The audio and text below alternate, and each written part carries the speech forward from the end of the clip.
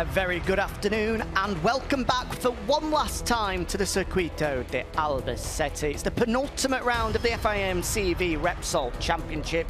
We've got just one race left for you, the European Moto2 class, where earlier today Edgar Pons was crowned champion with a 6th victory of 2019. It's now an opportunity for the #1 to well and truly hammer home a dominant season with another victory. But in case you weren't with us earlier in the day, this is exactly what happened in the European Moto2 class. Yeah, Edgar Pons, like he's done pretty much all year, getting a lightning start from pole position, and from there on he was challenged in the opening stages from the man second in the championship, Hector Garzo, stuck with him for a good handful of laps, and then Edgar Pons slowly but surely rode away, as you see there, Jarringly and Marcel Brenner getting caught up at the tight and tricky turn 13, but it was all about Edgar Pons. He slowly edged his way clear of the #4 rider, Hector Garzo, and the battle for the final podium spot was heating up nice between Tommaso Marcon there and Anupab Sarmoon, and the #61 Ciccone and Mikel Pons soon joined them as we saw an 8-wheeler for the 3rd position. Mikel Pons there up the inside of the #50 of Sarmoon, and it was Mikel Pons who soon made his way onto the final podium spot, but Garzo couldn't do anything about the pace of Edgar Pons at Albacete, as we see Pons making that move up the inside of Marcon for 3rd place, and Ciccone followed him through soon after. But it was the #57 Edgar Pons who came round the final corner. Thumbs up from the team as he built a gap of up to 2-3 seconds over Gazzo.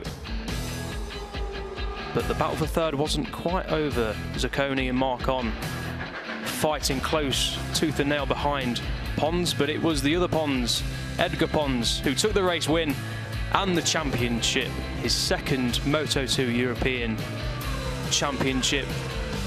Congratulations to Edgar, who can now go out and enjoy race 2 in the bathing sunshine of Albacete.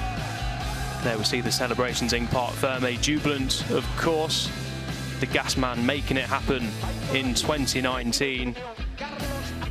Can he win race 2 to make it a perfect weekend? Pole position, race 1 win, the championship win. Can he make it 3 out of 3? Will you be a brave man to bet against him, especially given the form he's shown not only this season but here at Albacete as well. Pole position by, well, the narrowest of margins, just over 300ths of a second separated himself and Hector Garzo, but he was so dominant in race 1, as we've just seen, just lap after lap. His consistency is just beggars belief at times, and everyone else is just unable to live with the pace that he puts in. So he's certainly favourite to pick up race victory #7 of the season here in our final race of the day. 20 laps ahead of the European Moto2 guys. They're all on the grids now. As you rightly say, Elliot, in the searing temperatures now up to 30 degrees. You wouldn't think it's the start of October, would you? I'm sure a lot of people listening in back home in England. I know one of them is Danny Webb's listening in. He was just giving his support to Max Cook. He used to look after Max and offer a little bit of help to him back in the early days when he was part of the British Talent Cup, and before that in the British Motor Star Championship. Good to have Danny listening in to us as well, and fingers crossed he finds himself a ride. I saw yesterday that, or a few days ago, that it looks like he might not be participating in the Macau Grand Prix at the end of the year, which would be a great shame. So fingers crossed he gets something sorted. Good to hear from Danny, of course. Former, well, the man that took the final 125 World Championship pole position in Valencia on board a Mahindra, a bit of a history maker. But back to the European Moto2 Championship. We're talking of pole sitters. It's your new champion, Edgar Pons, sitting pretty for, well, what is it? The 7th time. Estoril, Valencia, Barcelona, Aragon, Jerez, and in fact, no, 6th time. Jerez, no. Jerez, no. He was missed out. Yeah, I'm not sure what he was doing on Saturday, but he was just out for a Saturday cruise in Jerez. Didn't get pole position, instead settled for 3rd, but back on form for Edgar. Tiger Harder, get well soon. That was the Japanese rider that was supposed to be participating in his 1st European Moto2 race of the year here at Albacete this weekend, but a big crash on Friday for the Japanese rider means unfortunately he's not able to take his place on the grid. So we of course echo the sentiments of Edgar Pons, who was going to be a part of the Bico racing team squad, but unfortunately just the one Bico machine out there at the moment. And obviously, as we say, echo those sentiments, get well soon to Tygo, and hopefully we'll see him at the season finale in Valencia. 100%, and we'll take a look now at the man second on the grid, Hector Garzo. He'll be wanting to try and put one over on Pons now. The championship scrap has been finalised. Here he is. Like we mentioned earlier in the programme, he's also competing in the FIM Moto2 World Cup, doing a good job over in the Grand Prix paddock. Second in the championship, like we say. Second. He'll be fed up of second. That win in Aragon breaking a run.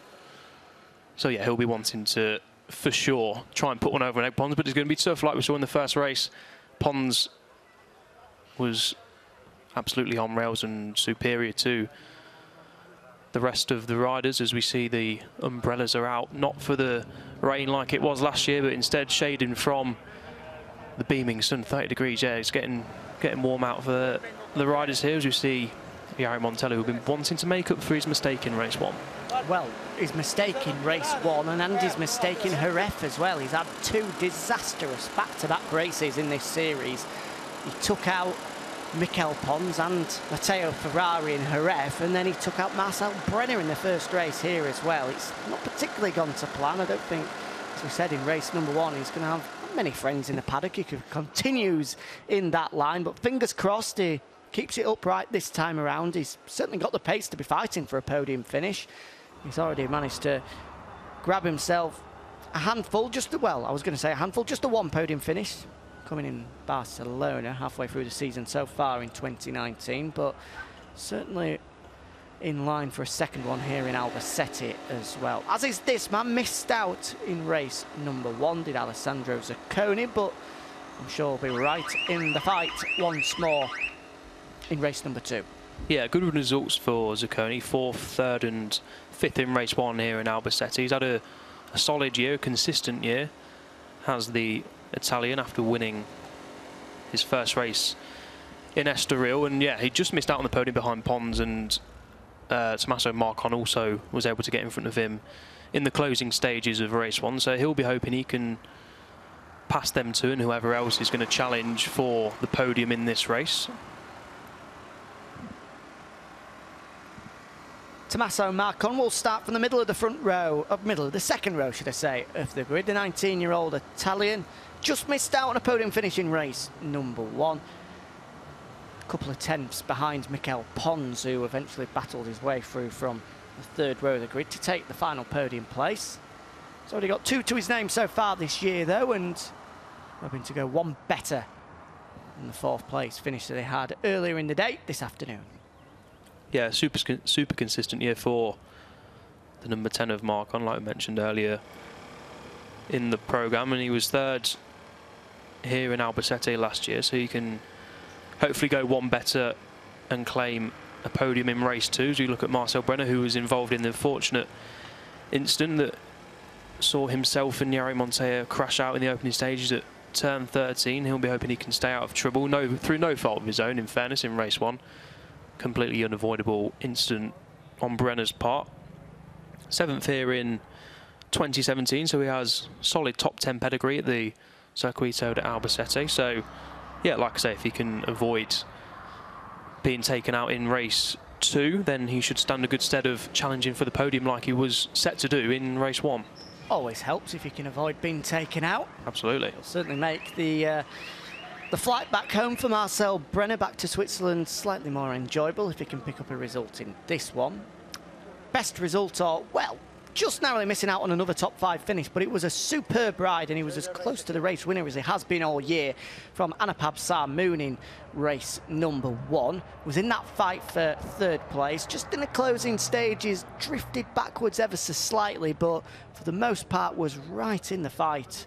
And put up, for me, his best performance of the year so far, just like his teammate Kemin Kubo, and this man as well, Daniel Kazmaier.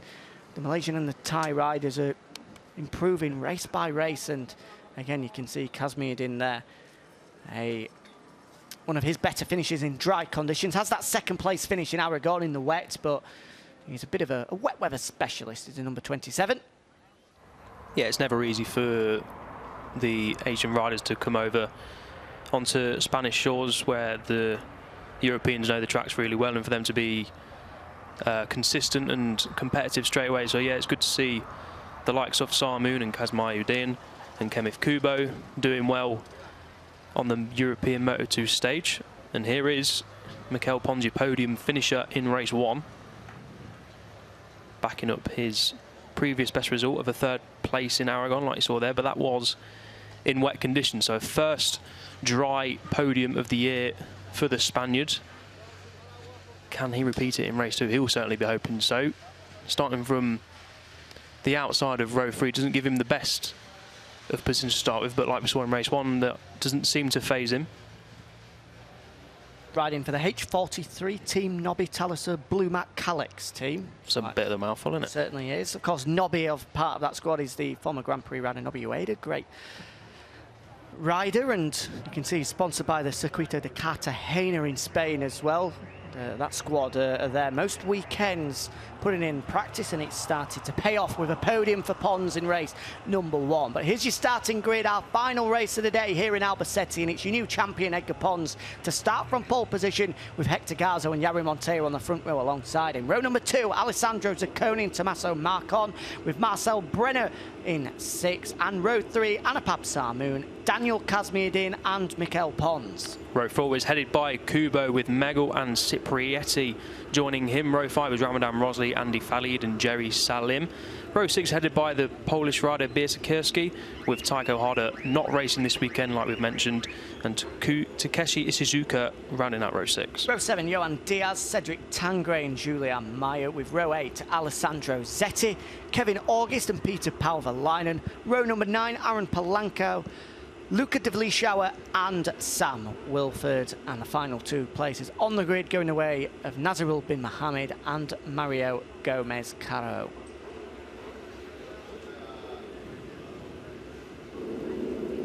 So there's Jarringly Monteiro, closest in your picture aboard the speed up. And there is a number 57, your new champion, Edgar Pons. Got the job done in the first race of the day. Said he was feeling some nerves. He wanted to go out and win the championship with a race win, which is probably not what anybody else on the grid wants to hear. The fact that now Edgar Pons, having won the first race by over 4 seconds, is now going to be a bit more relaxed. It probably means that he's got a little bit more to offer. Yeah, unfortunately for the rest of the guys, he's a relaxed rider, and you can see on the bike he's nice and smooth, nice and calm. So all the pressure from race 1 and the championship pressure is now firmly off his shoulders, so he can go for a nice Sunday afternoon ride around the Circuito de Albacete. But that man number 4 and the man second in the championship, Hector Garzo, is going to want to spoil the party a little bit, should we say, for the number 57 of Edgar Pons. Can he put up a better fight in race 2? But we shall wait and see. As we see the number 25 Marcel Brenner, he'll be wanting to also put up a better fight that he was unfortunately not able to do in race 1. As we come round to complete the warm-up lap for the final race of the day.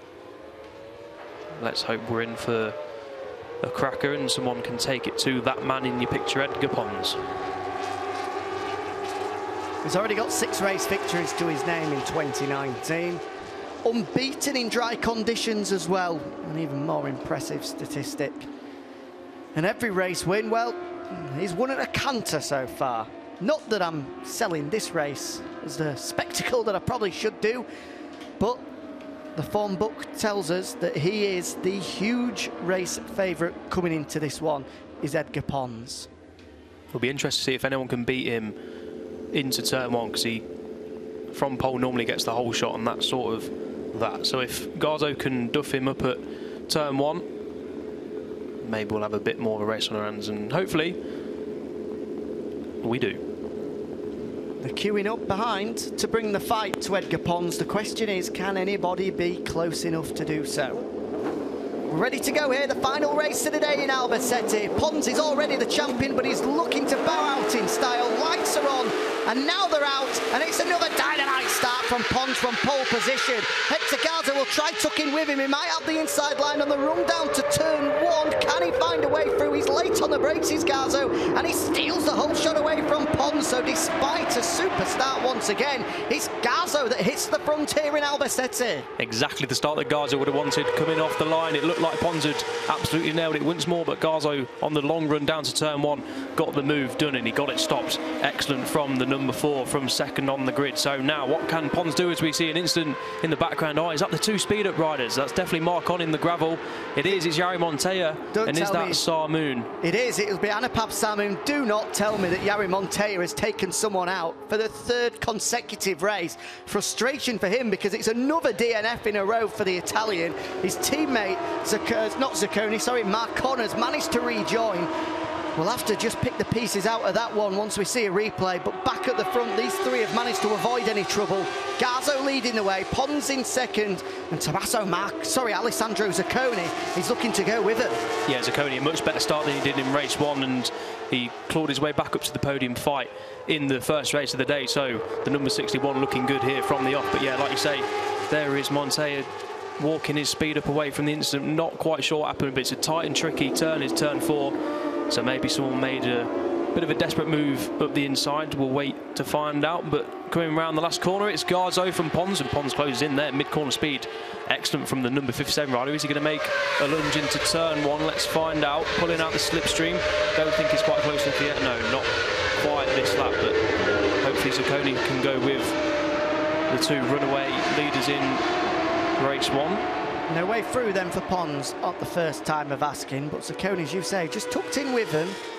I don't think he's going to be able to have the pace to go with him all the way through, and that is Anapap Sarmoon, is it? Just walking away. He was another of the riders involved, so let's just pick the piece out of it. It is, again, Jari Montoya as well. He's just running to the back of Anapap Sarmoon. I think Sarmoon had took the front on the exit, and to be fair to Montoya, from what I could see, he's just ran into the back of him and nowhere to go. But we'll have to have another close look at that, see exactly what happens. I hope it's not the case, and I have got it wrong, but from first viewing there, it looked like he just T-boned him. Not the best camera angle for us to make judgment, really, was it? So hopefully we can see that again. Good to see the riders were all okay, though, but not the day Montoya would have wanted.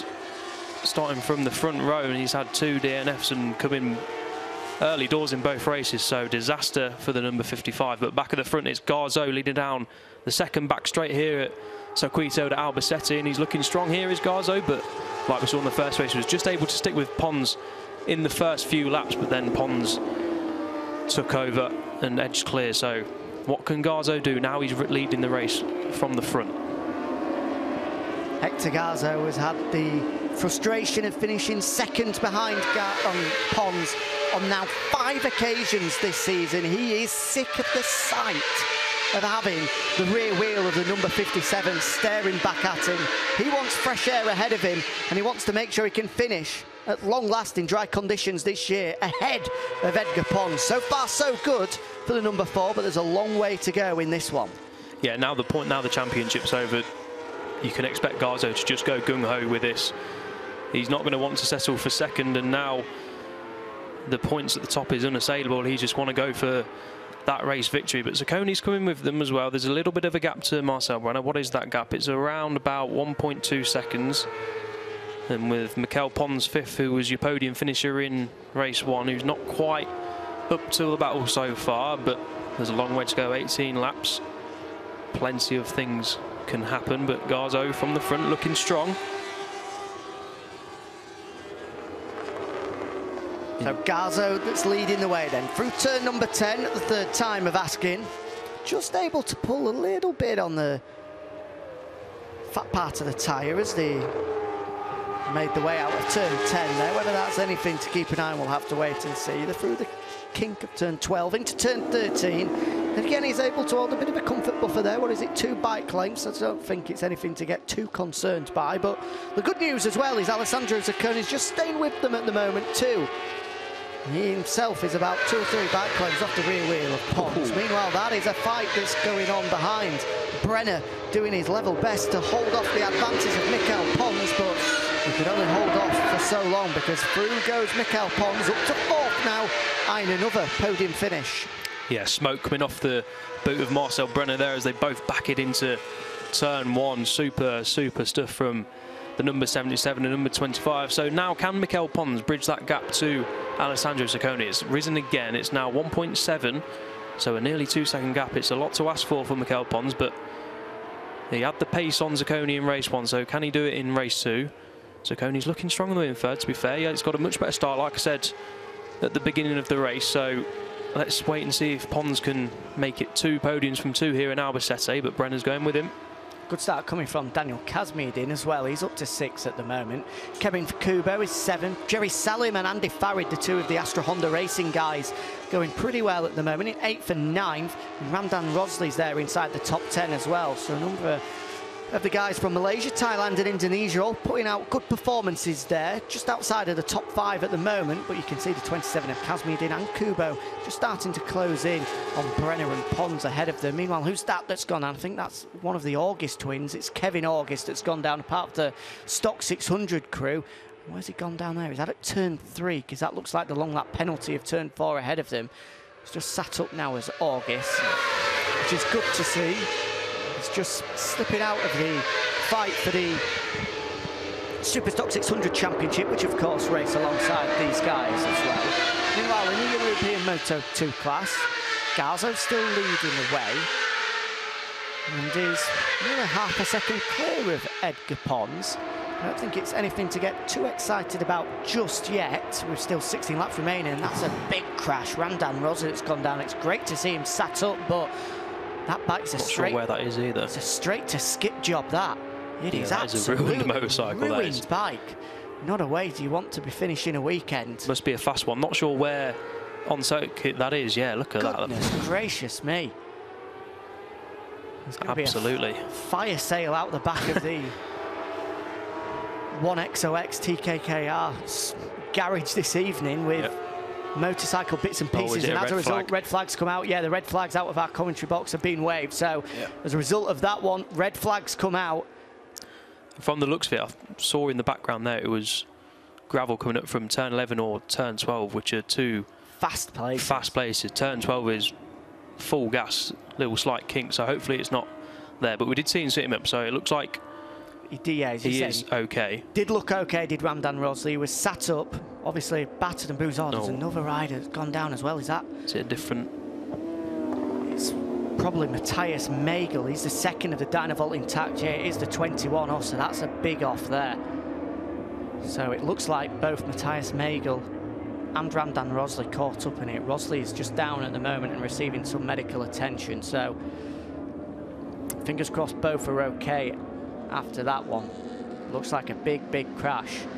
So red flag brought out on lap number 3. So with 3 laps completed, that means I would hazard a guess that when we do have a restart, that it will be, the grid will be formed as we saw the guys across the line. So it may well be that Hector Garzo will get the opportunity to start from pole position as he storms his way back into the back of the box. Looks slightly frustrated. Yeah, didn't look too happy there, did he?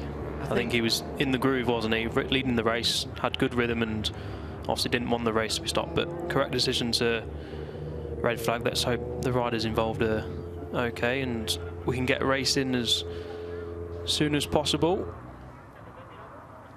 There's all the guys down pit lane at the moment. Gives an opportunity, of course, for Tommaso Marcon, who rejoined, had managed to battle his way through to 21st across the line that last time around. That's been caught up in the incident with his teammate Yari Monteiro and Anapab Sarmoon on that opening lap as well. So we see, goodness gracious me, that is a big off. They are 2 extremely damaged motorcycles. Looks like it is it possibly on the running towards turn 13, turn 12 maybe? Yeah. It's impossible just to tell there, because there's very little elevation changes here at the Circuito de Albacete. It's quite difficult to pinpoint what corner it's at exactly, because, well, most corners look quite similar. There's no ups, downs. It's all very flat around here, which helped us when we went for a track run yesterday. No PBs were put in, but it wasn't as as difficult as what it should have been. Not quite the pace for a less than 2-hour marathon, but yeah, that was unbelievable. Elliot Kipchoge yesterday running the first ever, as I'm sure everyone's aware, first sub 2-hour marathon. We were working out just how quick he would run a lap, given his pace during that monstrous effort yesterday. He could do the Circuito de Albacete, and I think we guessed that, was it just 7 minutes, something along those lines, 3.5 kilometres. He was running at about 1 minute 50 per K, which was unbelievably quick. As we see the aftermath of that crash there during the opening stages. As soon as we do have any news, we'll bring it to you, of course, and fingers crossed that both riders were okay. We did see Ramdan Rosley sat up at first, so fingers crossed he is okay. And once we get any news on any restart as well, we'll bring that to you. But as they came across the line, it was Gazzo, Pons and Ciccone in the podium position, so that will be your front row. The only change to the front row was when the race got underway is, of course, that Jarringly won't be on the front after, well, continuing a run of 3 straight DNFs and 3 straight incidents in which he's been caught up with another rider. There's Mateusz Magel. That's great to see that he's up on his feet. Those levers have taken a battering there. It was a super quick crash. So Ramdan Rosley, the other rider, got caught up in that incident, just receiving some medical attention. There's Kevin August. I don't think he was involved in it as well. No, just before, wasn't it? I think he was caught up in a crash at turn number 3. Could see him on his feet. He was in some pain behind the barriers, but could see he's got a bit of a smile on his face.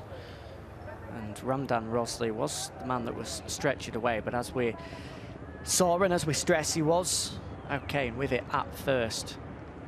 When we first had indication of the crash, so fingers crossed it's not too serious an injury for the Malaysian rider. No news just yet as to when we're going to get the restart underway.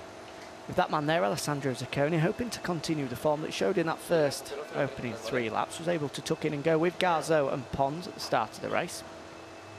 Eventually came across the line just a half a second adrift of the new champion. A positive start for him. Number 61. From Rimini in Italy, as is, well, a whole host of other riders. Rimini in Italy, a real hotbed of Italian motorcycle talent, the likes of Marco Bezzecchi, Stefano Manzi, Enea Bastianini, and of course, the Dr. Valentino Rossi is stone's throw away from Rimini in Tavullia, just up the road. Not a bad bunch of talent you've just rattled off there, yeah. There's a whole host of others as well. Rimini, of course, plays host to the San Marino Grand Prix at the Misano World Circuit Marco Simoncelli, which we were at, well, what feels like just a short time ago, but it's quite a few more weeks than that. And a number of these guys were there as well. Of course, the Moto2, the FIM Moto2 World Cup, having a double header there as well. Hector Garzo picked up a couple of good podium finishes there, but the man of the meeting was Matteo Ferrari, who has been participating in a handful of these European Moto2 rounds, but after a big off with Jarry Montoya, at Jerez, where he was just collected by another bike. Could have been a real serious injury, but fortunately he was said on Twitter afterwards he was battered, bruised and quite severely dazed as well, but he was okay. And with him leading that championship, and obviously he's not going to be able to contend for the championship in this Moto2 class, he thought it was best just to sit out this one and make sure all his focus and attention was on the MotoGP season finale in Valencia, where another 2 Moto2 races will determine who will be the very first, the inaugural FIM World Cup race winner. Finally, we've got some news coming to you on a restart, so it will be unsurprisingly a quick restart procedure, 10 laps too, so just a quick dash for these guys with the grid positions based on, as we assumed, as they came across the line at the conclusion of 3 laps. So it will be Gazzo, Pons and Ciccone off front row in that order. Further back, Marcel Brenner will front row number 2 ahead of Mikel Pons and Daniel Kazmaier in. Row number 3 will be Kevin Kubo, Jerry Salim and Andy Farid, the number 19. And then on to row number 4 of the grid. Well, there'll be a couple of vacant spaces there, I would imagine, with Ramdan Rosley and Matthias Magel unable to take part in the restart, so Matteo Ciccone will be all by himself on row number 4. Then further down, Peter Bisakowski, Julian Meyer and Takeshi Ishizuka, row number 5 of the grid. As the clean-up job continues, looks like it is through turn number 12. There is Kemin Kubo, part of the VR46 Master Camp squad. The VR46 Master Camp is something that's run every year. It's quite the scheme that is put together between the VR46 Academy and Yamaha as well, where a handful of riders all get the opportunity to go out to Tavullia, to Valentino Rossi's ranch, do a bit of dirt tracking there, alongside all of the Academy guys, so Lorenzo Baldassari, Pecco Bagnaia, Franco Morbidelli and the Doctor himself, before then spinning some laps on an R6 at the Misano World Circuit, Marco Simoncelli as well. It's well worth a look on YouTube. You can see all of the exploits that the guys get up to. Well worth having a look at. Is that one? Yeah, great training for the riders to come over and obviously get some experience with a 9-time world champion and all of the talents that Rossi's taken under his win with the VR46 Academy. Good to see Sam Wilford there. I think this is his 3rd wildcard appearance of the season. Was with us in Estoril at the start of the year and then was at Jerez, and he's back here in Albacete as well, doing a handful of wildcard rides alongside fighting it out in the British Supersport Championship and the GP2 series as well. The British Supersport Championship still seeing Yamaha R6s dominate it in the form of Jack Kennedy and Brad Jones, but a number of guys in the GP2 series, including Cal Ride, that's rocked up that series, now all on a Moto2 machine as they start to fully bleed in the transition to the Moto2 bikes. It'll be interesting to see actually in this championship next year whether they do make the move across from the Honda 600 engines to the Triumph 765, the triples, which obviously are coming to the conclusion of their 1st year in the Moto2 World Championship now, been greatly received. Lap times and racing has been fantastic this year. So it'll be interesting to see if the European Moto2 guys make the way across as well. Obviously, the big issue with that is the cost, that suddenly you've got to get rid of all of these now pretty much null and void Honda-powered Moto2 machines. Yeah, that's the problem that these guys now have. We were talking about Edgar Pons potentially moving up to the Moto2 World Championship.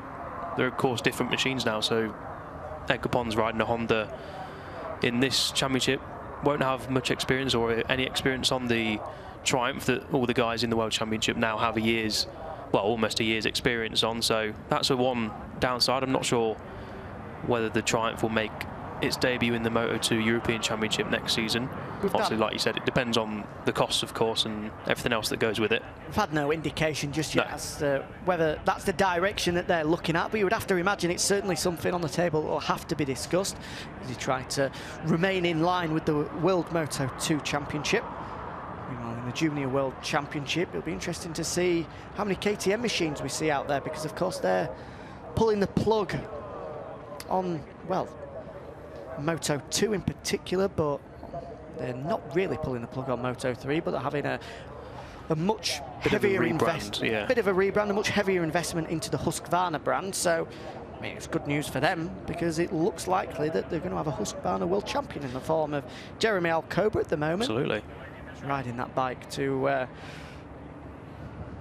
brilliant form at the moment. Still waiting on a time as to when we're going to get this 10-lap dash underway. You can see the Orange Army here in Albacete just continuing the work. They've got the leaf blowers out, they've got the brooms out as well as they try to get rid of all the gravel that's been spat up as a result of that off, involving, well, that machine there, the rather second-hand machine of Ramdan Rosley and Matthias Magel as well. Again, we'll just stress, as soon as we do have any news, we will bring it to you, as the marshals here continue their tireless effort in the sunshine, in the searing heat. It's not a job that is for the faint-hearted, but of course it's a job that has to be done. And we're eternally grateful to all of the Orange Army here, because without them, well, you cannot go racing. So do a fantastic job, as they have done all weekend here in Albacete. looks as though that clean-up job is nearing its conclusion now, so hopefully we will be back out on track and racing very shortly. Yeah, by the looks of it, there's some scuff marks coming on the exit of turn 12, so not that you want to be crashing anywhere on any circuit, but turn 12 here, certainly one of the main ones where you don't want to be going down. So yeah, like you say, echo the thoughts that both riders are okay. Looks like the cleanup operation is nearing a close. Not sure whether there was any oil down or anything. Don't think there was, just a whole load of gravel being chucked onto the circuit, which of course needs tidying away. The usual giveaway of any fluids been dropped is the, well, it's not cement dust, that's a little bit archaic now. It's sawdust? No, they use this very fancy sort of multi-formulaic and lots of chemicals, and it does the job brilliantly, but it's way above me. It's a man that did chemistry up to a GCSE grade. All of the bits and pieces that get chucked into the magic mix that is put down is way... We'll go with magic mix, I think that's... way out of my mix. But we are just waiting for this final European Moto2 race of the day to get underway. In case you missed the first half of it, well, it was going the way of Hector Garzo for the first time in 2019, to be perfectly frank.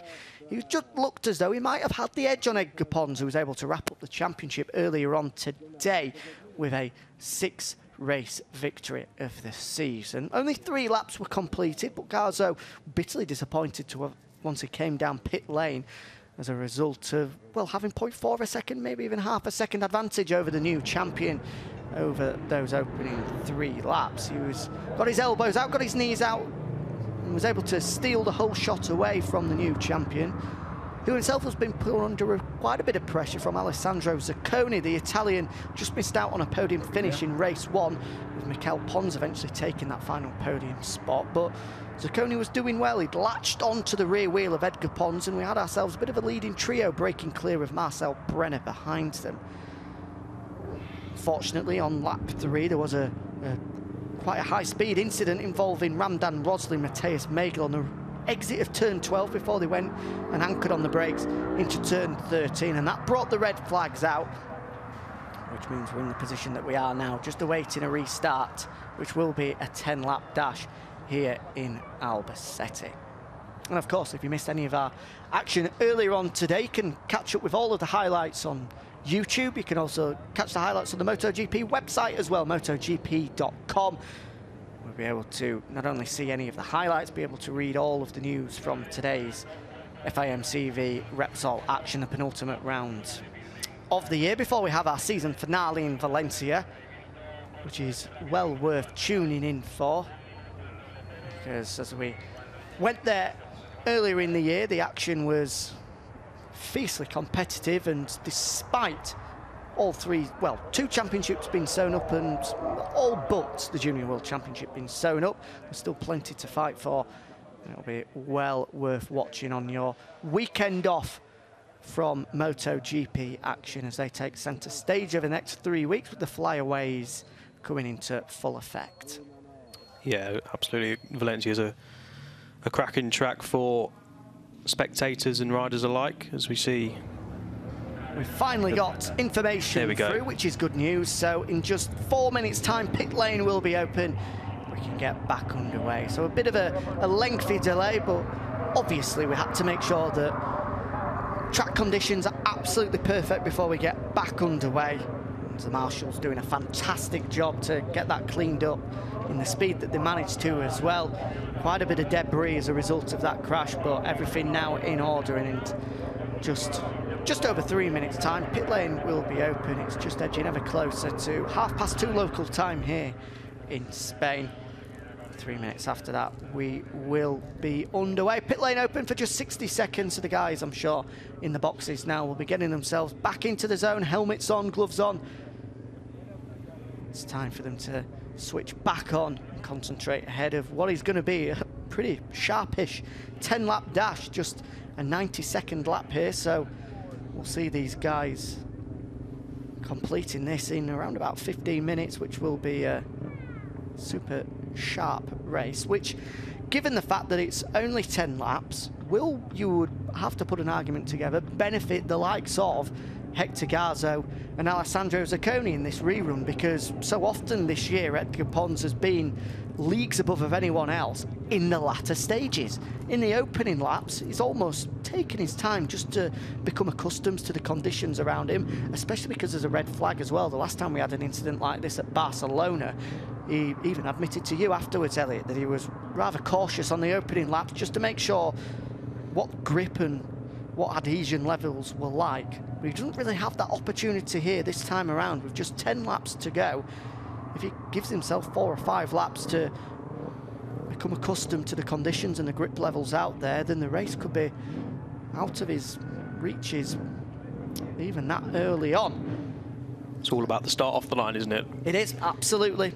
Pons got the initial launch and they're lining up just outside the comments watch window, so we saw them get off the line, but it was Gazzo who got the whole shot, which he's not been able to do a lot this year.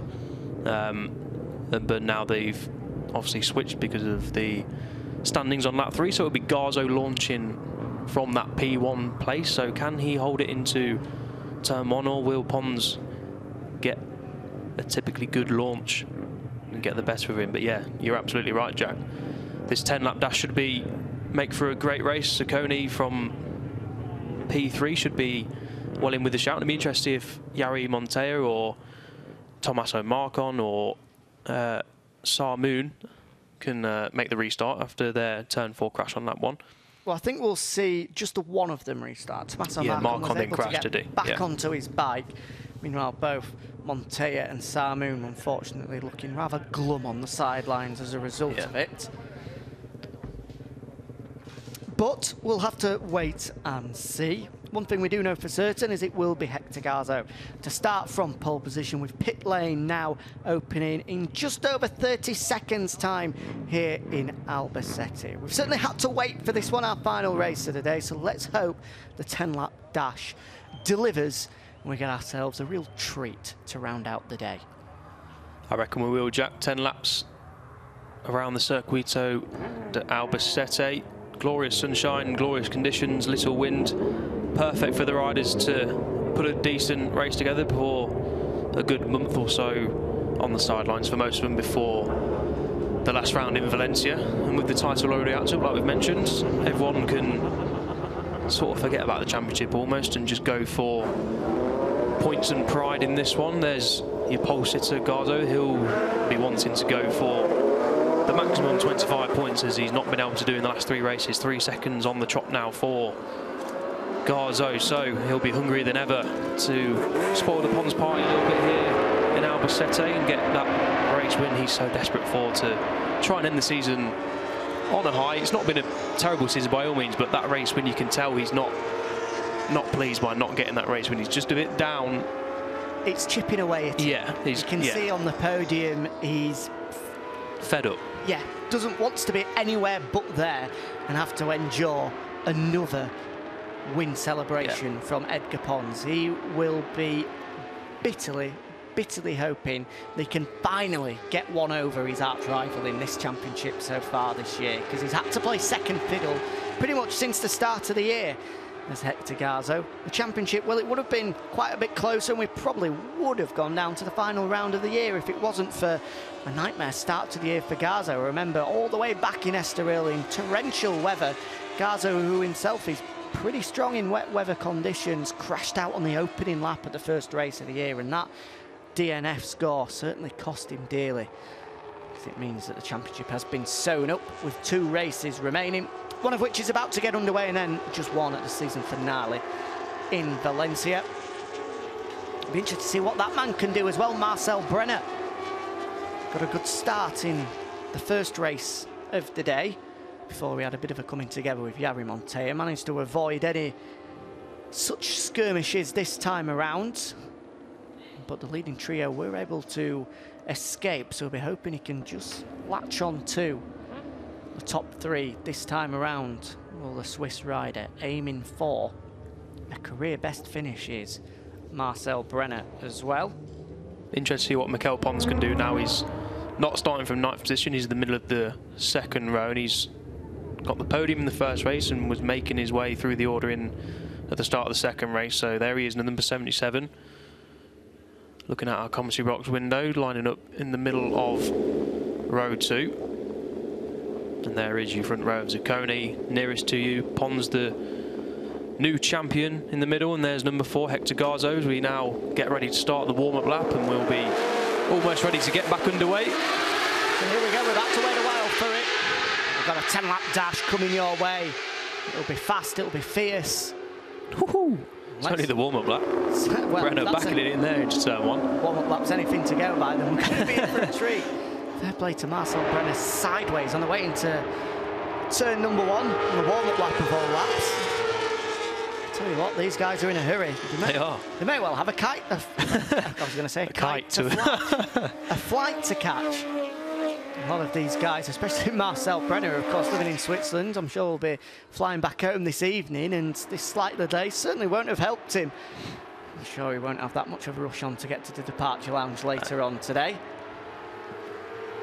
Yeah, very Jorge Lorenzo-esque when he was back in his Yamaha days, launching off the line on the warm-up lap, getting there, heating the tyres, ready for the race start. So let's see what Brenner can do from his position on the grid, and it would be Garzo who will be hoping he can replicate his launch.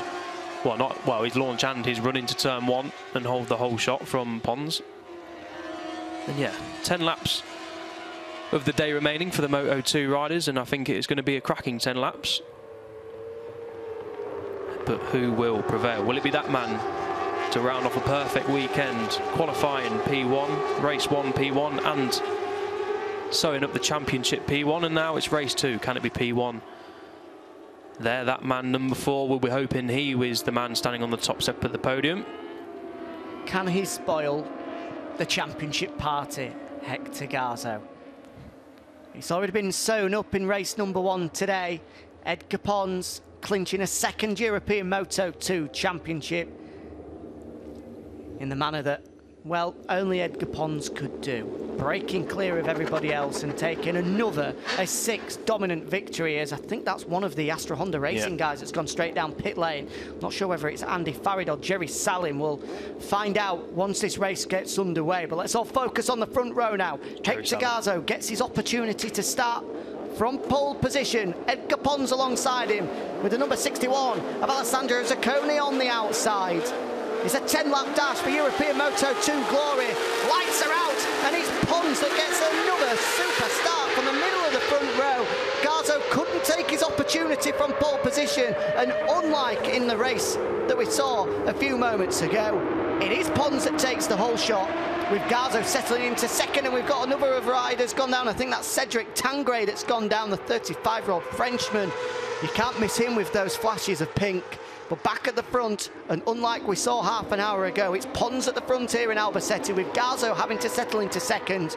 Ciccone's still there in 3rd, though, and it's a better start from Marcel Brenner, just tucking in behind in 4th. Yeah, there he is, Cedric Tangay, down at turn 1 and looking for the Frenchman, but it was that start that we talked about, Edgar Pons launching off the line and pretty much getting P1 straight away from Garzo, but Garzo now, it's all about what he can do to react, because 10 laps they're gonna all have to push from the outset. No worries of tyres. I'm saying that as Edgar Pons is out of the seat, but it's Ciccone now through on Garzo. Great move from the number 61. Can he take the lead from Pons? But that was a big moment for your race leader, as we see Mikel Pons under Marcel Brenner.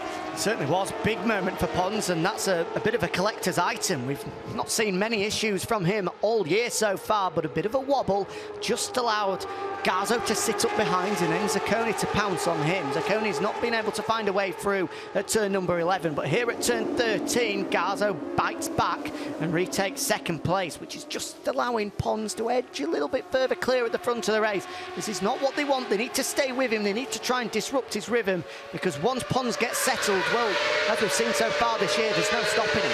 Yeah, I think that moment there is just an indication that Pons is going to push from the off. He's not got time to settle his way into the race. Like we've mentioned, it's only 9 laps to go now, so he's clearly pushing from the off, but Garzo back into 2nd, and he's got to try and go with him if he's going to take that win that he's so desperate for. What's the gap? It's around about 3 tenths, so nothing to worry about yet, but with Pons in the lead, if he gets into his rhythm, it's going to be hard to stop him. Meanwhile, into turn number 6 now. This is going to be key to get a good run out of here on one of the back straights before they flick left into turn number 7. Gazzo just about still staying with him. Meanwhile, Pons behind is making his way through. There's the number 9 of Kemin Kubo. Good start from him. He's up to 8th place. Ahead of him is Andy Farid. So, as you rightly pointed out, Elliot, it was Jerry Salim that had the issues off the start and had to come down pit lane. Pons leading the way, though. And that little bobble that he had just here a lap ago doesn't seem to have affected him this time around. Now, the two here of Garzo and Ciccone are going with him. There's a little bit of a gap forming back to Pons if he's going to try and get that podium like he did in race 1. He's going to try and have to stick with these guys. Oh, Garzo getting it out of shape there into turn 11. There's a black flag that's come out for the number 26. That's for Gomez Caro. Not exactly sure exactly why. Well, he was maybe not allowed to take part in this restart, so he has been handed the black flag as a number 26, but he's down in 21st at the moment, so he's not really going to get involved in this fight for victory. Unlike Pons and Garza, who are again going at it, and here comes Hector Garzo. Is he going to steal the lead away from Edgar Pons? Yes, he is. He's bringing the fight to him, but he's going to run wide at turn 1. Pons will retake it before they then flick left through turn number 2. Oh, that's super aggressive from Hector Garzo. He had the inside line, but he made sure that he slammed it up the inside of Pons, and he held on to the lead. Garzo means business, doesn't he? I thought Pons had got the inside line because Garzo ran side wide, but Garzo taking no prisoners there. He is back into the race lead. And what a lap he did on that last lap. He was a good 3/10 quicker than Pons because Pons had a nice little advantage, but it's now Garzo who is at the forefront of the race. And that is a man right there that has absolutely had enough of finishing behind Edgar Pons. Absolutely. If there's any proof, that was it. He is pushing to the limit here to make sure that he can pick up a race victory in dry conditions and stop the unbeaten run of Edgar Pons when the sun has been shining. Just had proof there that number 26 has been given a black flag, and just as we assumed, unauthorised to take part in the second race, so he clearly crashed out in the first race. We didn't really get an indication of it, but he wasn't going to challenge a part of the Superstock 600 class. It's Gomez Caro. We will, of course, focus our attention on the frontier, where it's Hector Garzo that leads the way into turn 13. Just looking a little bit out of line there was Edgar Pons on the brakes. And there is the number 26. He's received his notification that he can no longer take part in this one, so he'll be pulling down pit lane momentarily. 3 laps completed, and it's Garzo from Pons, from Ciccone, from Pons. The top 4 covered by just under 1.5 seconds with 7 laps remaining. Again, Garzo there on that last lap, 3/10 quicker than Edgar Pons, so he is putting the hammer down. Is Garzo with 7 laps to go. There's not long left. A proper gung-ho race this for Garzo and the rest of the guys. As Ciccone just holding back a little bit. 7/10 now. He's just losing touch on the leading duo with Pons not too far behind him, so Ciccone can't relax here. Pons is after that second straight podium finish, but it's all about the men in first and second. What can Edgar Pons do about Hector Garzo? Well, if anything, he's just starting to get into his rhythm and stretch this leading quartet. We did say they were separated by 1.5 seconds over the line last time around. It's much greater than that now. Pons is able to stick with the pace that Garzo's setting out there, but Ciccone just looks like he's on the edge of what he's capable of doing, and as a result, he's just fading a little bit out of this fight for the win. Garzo, super committed round here at the moment. He's sideways everywhere, is the number 4. Pons a little bit more settled with his riding style, although he wasn't there. He was spitting the rear wheel out as he was hard on the brakes into turn 13. It's very typical of these. I think it's the characteristics of the Honda engine to get it sliding, backing it into the corners. We've seen it over the years in the Moto2 World Championship, and of course here in the Moto2 European Championship.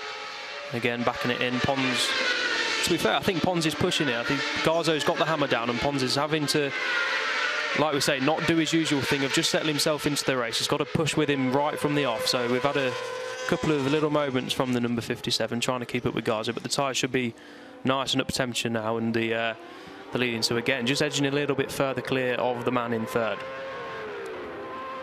Meanwhile, both Hector Garzo and Edgar Pons are just starting to break clear, as we saw. It's definitive now, the fact that Ciccone is gone. He's out of the question of picking up a race victory this time around.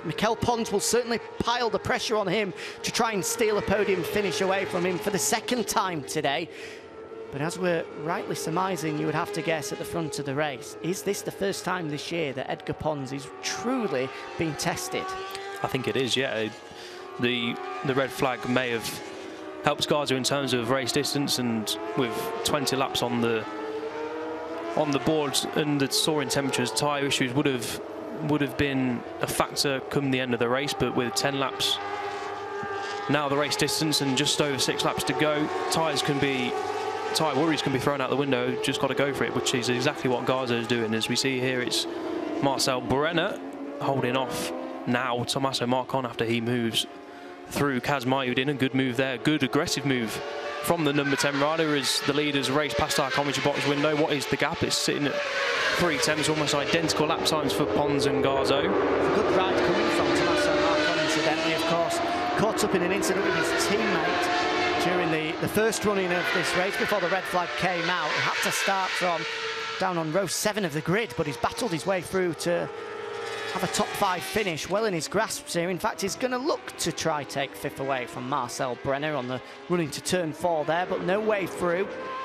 Looks like he's just swarming all over the rear wheel over the Swiss rider. Again, he closed in on the run towards turn number 6, but again, Marcel Brenner standing firm. Looks as though a pass is going to be made imminently, though, possibly into turn 8. He's closed in through 7. Here comes Marcon, moves to the inside, and will look to squeeze through on the brakes and catches Marcel Brenner by surprise a little bit. Well, that's 5th place now in the bag for Tommaso Marcon. And he's got a gap ahead of him of 1.9 seconds. He's running out of time with just 5 laps remaining, but it's not out of the question that he might be able to salvage a podium finish here. It'll take a monumental effort, but don't discount him just yet. Yeah, now he's got a bit of clear track in front of him. That move definitely indicates that Marcon means business here in race 2, and yeah, after being caught out unluckily at the start of the race 2 before the red flag, he'll want to be finishing as high as possible. But in the battle for 3rd, it's Pons and Ciccone who are locked together, split by just about half a second. And what's the gap over the line? Garzo, yeah, looks about the same. It is both doing pretty much identical lap times. 133.020 for Garzo, 133.037 for Pons. So, yeah, that gap staying constant. Garzo looking strong at the minute, and 4 laps to go if the number 4 can keep. Or who's that? Oh, that's Kazmaier that's gone down. Front end just washed out from beneath him on the running towards turn number 1, who's well involved in that fight for 5th place with Marcon and Brenner, but Kazmaier has gone down here. It's a disappointing day for the Dynavolt Intact GP Junior squad, because Teus Megel went down as well, and he was hard on the brakes there. And yeah, just asking too much on the brakes. It was Kazmaier and front end folded a long way into the corner. He was... Brenner was lucky there to not get collected for the 2nd race in a row. He did, as the marshals come out and help him out. He may well have rejoined, but he's going to be a long way down the field now, is Kazmaier. Meanwhile, back at the front, 3.5 laps remaining, and Gazzo's still leading the way. It's not very often we've had the opportunity to say that this year, with Edgar Pons being as dominant as he has been in dry conditions. Gazzo has got the better of him before in the wet, but never when the sun has been shining has Edgar Pons been bettered. But you pause there, because there is a big yet involved. There's soon to be 3 laps for Hector Garzo to try and put an end to Edgar Pons' dominance. And as you brilliantly put, Elliot, spoil the Pons party. Yeah, and he is doing exactly that at the minute, and it's not just for this race and this championship, it's just for added confidence that you can go out, beat your main rival, and that will set him up for obviously the last round in Valencia and his FIM Moto2 World Cup hopes as well in Valencia a week after the final round of the Moto2 European Championship. But Pons there getting a little bit close for comfort around turn 4.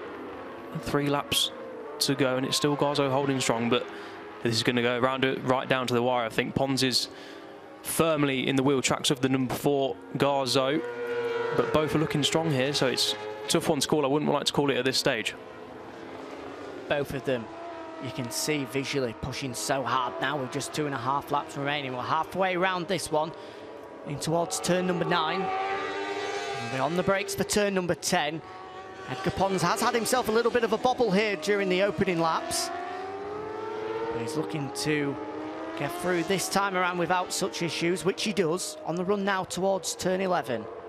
Again, Gazzo just has that rear wheel kicking out on him, but he kisses the curb on the inside through turn 12. Now onto the brakes for turn 13, and again Pons pushing hard, but isn't really able to close in that tight onto the number 4 of Hector Garzo. The pair of them are inseparable, but we're yet to see a move been put in by Edgar Pons. 2 laps to go here in Albacete, the final race of the day, and it looks like we've got a barnstormer on our hands. These two are going to go to war for victory. Gazzo is absolutely fed up of finishing behind Edgar Pons, and Edgar Pons, having already wrapped up the championship, is wanting to finish his day in style. The pair of them as closely bigged, and Pons is down. It's the first mistake of 2019. Edgar Pons has crashed out. He's already wrapped up the championship, but that is the first mistake this year from Edgar Pons. I was going to say he was pushing on, well, he was obviously pushing, but that lap he was 2 tenths quicker than Garzo. So Pons really wanted that race win, but now, oh yeah, first real mistake of the season sees him took the front at turn 4. Now leaves Garzo with, well, good 4 seconds advantage as Pons struts away from the gravel trap. Not the end of the day he would have wanted. The number 57, that is the Pons party, a little bit spoiled and through. Well, the only fault really is Pons pushing a little bit too hard on the front end, asking a little bit too much of that front tyre. As we see the replay, yeah, front end just folding out on him. I'm not sure if it was a little bit further wide than what we'd seen before, but the front end's not giving him any warning whatsoever. Down he goes, Edgar Pons. He's only finished off the podium once this year, and that's when he finished 6th in Aragon. It's the first DNF of 2019. It doesn't matter, he's already wrapped up the championship. And finally, Hector Garzo, who I'm sure will have a wry smile under that helmet as he comes across to see the pit wall and get confirmation that suddenly, after all the race, having +0, +0, +0, he finally can take a sigh of relief, because it now says +3.9. His team are bending over the pit wall and telling him, calm down, bring it home. Your first race victory in the dry this season is in the bag. But meanwhile, there's a real fight on our hands now, because that has elevated Tommaso Marcon up to 3rd place. We're on to the last lap here, and Mikel Pons is going to push him right down to the wire. Can he steal 3rd away from him for the 2nd time today? It looks like Marcon has just got a bit of an advantage over him. With half a lap to go, Pons will be trying his level best to get in front of the Italian. Yeah, it was these 3 in race 1 who battled for the podium, and it was these 3 again who were battling for the podium once more. But here we go. Garzo is finally going to get that win that he wanted. He's not had a win since he won at Aragon, but that was in the damp conditions. He's not had a dry win for a while, and he is going to get that chip off his shoulder. We're going to see a smiley Spaniard in Parc Ferme. It is going to be Garzo, barring any disasters around 13 and 14. He's going to take his long anticipated win. Here comes Hector Garzo into the final corner. He's had to sit and be patient, finishing behind Edgar Pons on 5 previous occasions, 5 second places in a row, but finally he gets the better of the 2019 champion. It's a race victory for Hector Garzo, his 2nd of 2019. The final podium place is going the way of Alessandro Ciccone in 2nd, and Tommaso Marcon, having been cleaned out by his teammate about half an hour ago, somehow manages to salvage a podium finish. A great ride from the number 10. But it's all about that man, Hector Garzo. I'm sure we'll finally see a big smile on his face on the podium. He's had to sit and watch Edgar Pons celebrate 5 race victories and the championship with himself in 2nd. But finally, he's got the better of him. And that will be a sweet victory for the number 4 of Hector Garzo. Good ride from Ciccone again. I think actually putting together another strong result, which will help his cause in taking 3rd place in the championship overall. It's only a 3rd podium finish of the year, and it's a good run coming from Tommaso Marcon as well. 3rd place for him. Another 3rd place, his 3rd of the year. But a 2nd win of the year for Hector Garzo. What a run of form he's had now as well. He's gone race victory in Aragon, then 2nd place, then 2nd in Jerez, then 2nd here in Albacete in the first race of the day, and now another victory as well. building momentum and growing in confidence as well. With this championship now out of the question, at least he'll come into the season ending race in the Moto2 World Cup in Valencia. 2 races there, a circuit he goes well at, of course, as well. In prime position to try and steal the title away from Matteo Ferrari. And what an honour that would be for him as well if he can go down in history as the very first Moto2 World Cup champion.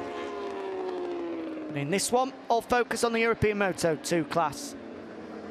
He's sewn up second place in the championship now with just 1 race coming up in Valencia. But above and beyond that second place in the championship, it's now a race victory in dry conditions. Finally, having pushed Edgar Pons to the limit in this 10-lap dash. The front end folded on the number 57, the first mistake of the year from him. Big celebrations for Hector Garzo, as I'm sure you can hear as well, just coming underneath our commentary position.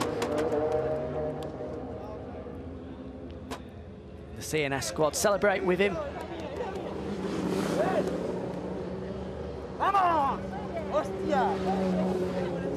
Garzo just celebrating with his family. That's his mum to his right, girlfriend to the left as well.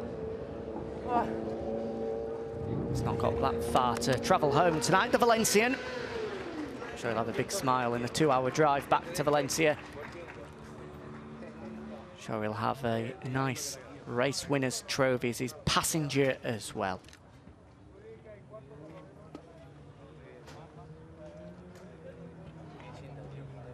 In terms of second place, well, that went the way of Alessandro Ciccone. Means that he will, I would imagine, just jump in front in the fight for third place in the championship as well.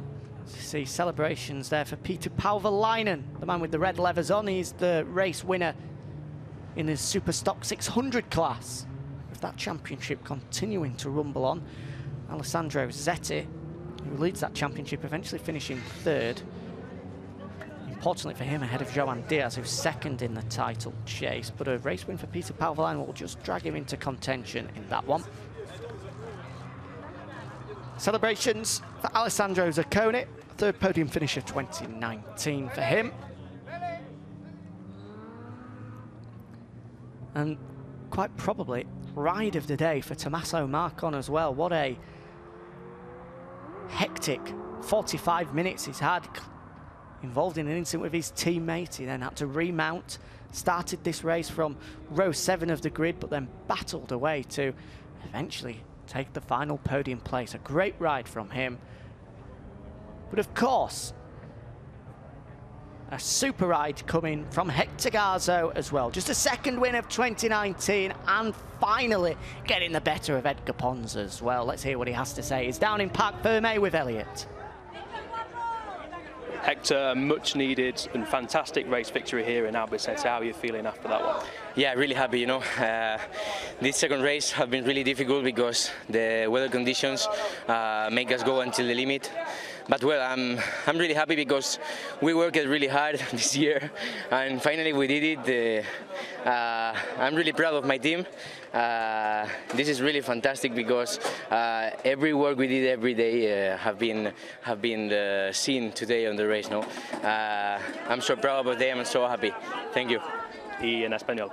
Bueno, muy contento, ¿no? Al final ha salido todo el trabajo que hemos hecho durante todo el año. He ido toda la carrera al límite intentando que Edgar no me pasara y bueno, al final lo he conseguido, ¿no? Estoy muy contento por mi equipo porque bueno, ha sido fantástico ver todo el trabajo reflejado en una carrera de domingo. Estoy muy contento. Gracias. Congratulations.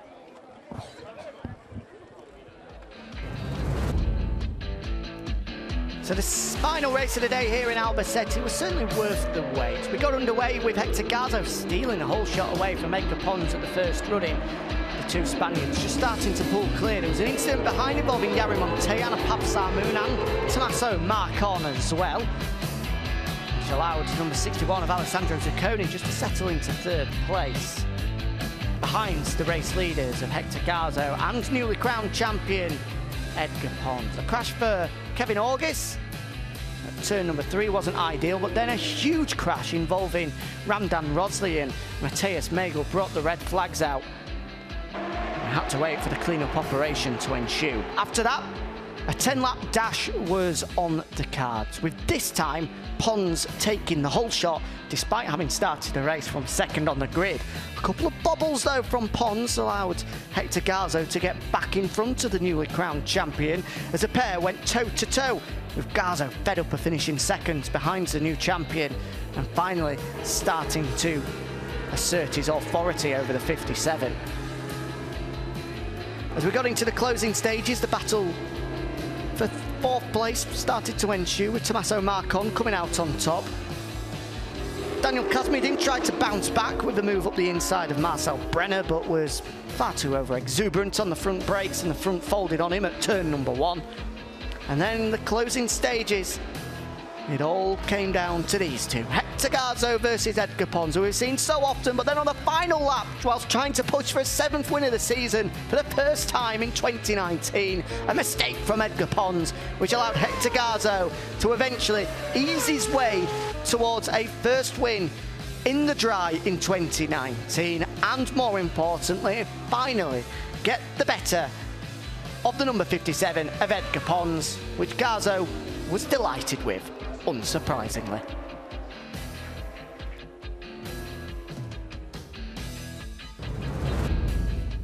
Ahí están los pilotos que conforman el podium. So here they come onto the podium then. Hector Garzo just checking out what that top step of the podium feels like again. I'm sure it feels quite good. Joined on there by a pair of Italians. Alessandro Ciccone to his left in second, and Tommaso Marcon to his right in third. Team award handed out by a Repsol representative, giving away the CNS Tech Trois squad. Second time this season they've won themselves that race winners trophy. Peter Palvalainen picks up the Superstock 600 win, courtesy of Raquel Ruiz of the tourism department. Tommaso Marcon taking P3. Second place going the way of Alessandro Ciccone. Here comes Daniel Sancha, the sports deputy, handing over the second place trophy and the race winners trophy, going the way of Hector Garzo, the vice president of the FIM Europe, handing over P1 to Hector Garzo, finally getting the better of Edgar Pons, and finally stood on the top step of the podium with the sunshine beating down upon him. Another check going his way as well, after picking up the check in race number 1 as well. And now the Spanish national anthem for Hector Garzo.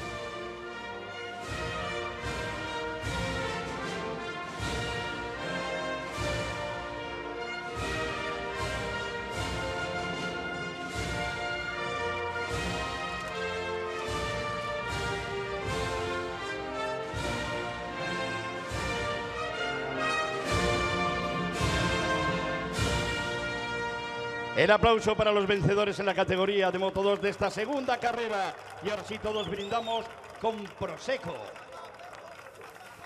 And Hector Garzo finally get his hands on a little bit of the bubbly,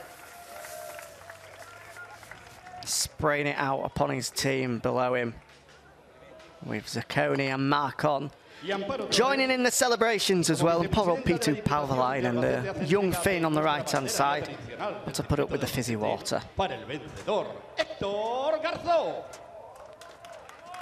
And the final checkered flag of the day, courtesy of the circuit here in Albacete, going the way of our final race winner, Hector Garzo. Ahora nos ponemos todos juntos en lo más alto del podium para sacar la foto de familia de esta segunda carrera de la categoría de Moto 2 dentro del FIM CEV Repsol 2019 Campeonato de Europa de Moto 2.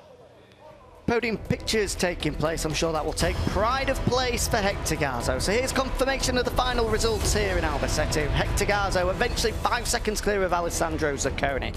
Tommaso Marcon taking the final podium place after just getting the better of Mikel Pons, with Marcel Brenner taking a career best matching finish of 5th.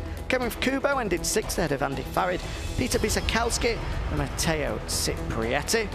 Rounding out the top 10 was Julian Meyer ahead of Takeshi Ishizuka, Nazirul bin Mohammed, Peter Palvalainen, who stopped 600 race winner ahead of fellow podium finishers Aaron Polanco and Alessandro Zetti. Sam Wilford just missed out on a couple of points here in Albacete in 16th ahead of Luca de Vliechauer and Joan Diaz. With the confirmed fallers and a surprise addition there. Your champion Edgar Pons, number 57 there, crashing out on the penultimate lap, meaning Hector Garzo was able to take victory. Shame for Anna Papsar-Moon, who of course crashed out on the first running of the race after a bit of an incident with Jari Montoya. But just one race to go now in the European Moto2 category, and this is how the championship looks. Edgar Pons, as we know, your champion. Hector Garzo confirmed now in 2nd place. But it's going to go down to the wire between Ciccone and Marcon for 3rd and the final place on the European Moto2 Championship podium in Valencia. Just 2 points separate the Italians with 1 race remaining. Make sure you join us in Valencia, the Circuit Ricardo Tormo, on the 10th of November then. The final 2 Junior World Championship races of the year, plus 1 European Moto2 race and 1 final dose of European Talent Cup action. Certainly not one to be missed. My thanks go to Elliot York, my co-commentator today. I've been Jack Appleyard, and unfortunately we won't see you in Valencia, so it's the last time that we'll be with you for the FIM CEV Repsol in 2019. Steve English and Fran Wild will be joining you in Valencia, and we'll talk you through the final couple of races in what has been a superb 2019 season. We're not done yet. We've already crowned 2 champions, 1 more today in the form of Edgar Pons. Jeremy Alcoba edged within an inch of taking the Junior World Championship. But in our final race of the day, finally Hector Garzo was able to get the better and pick up a race victory. Thank you very much for joining us here in Albacete. Enjoy the MotoGP flyways over the next couple of weeks and join us in Valencia in 4 weeks' time.